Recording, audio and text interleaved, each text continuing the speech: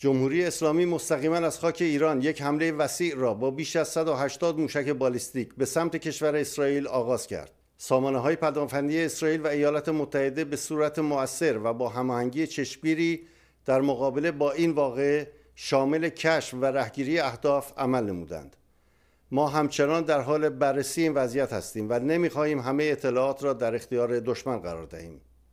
ولی اعلام می‌کنیم که هیچ آسیبی به قابلیت‌های نیروی هوایی اسرائیل وارد نشده است. نیروی هوایی ما به فعالیت کامل خود ادامه می‌دهد و امشب نیز به شدت در منطقه خاورمیانه عمل خواهد نمود، همانطور که در طول سال گذشته انجام داده است. جمهوری اسلامی ایران امشب دست به اقدامی جدی زده و خاورمیانه را به سمت تشدید بحران سوق می‌دهد.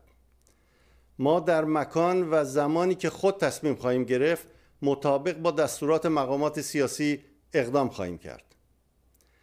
رویداد امشب پیامدهایی در بر خواهد داشت. توانایی‌های دفاعی و تهاجمی ما در بالاترین سطح آمادگی است و برنامه‌های تهاجمی ما کلاً آماده‌اند. جمهوری اسلامی و نیروهای نیابتیش از 7 اکتبر و در 7 جبهه گوناگون اسرائیل را مورد حمله قرار دادند. آنها نابودی کشور اسرائیل را در سر می‌پرورانند. ارتش دفاعی اسرائیل هر آنچه لازم باشد برای دفاع از کشور و مردم اسرائیل انجام خواهد داد.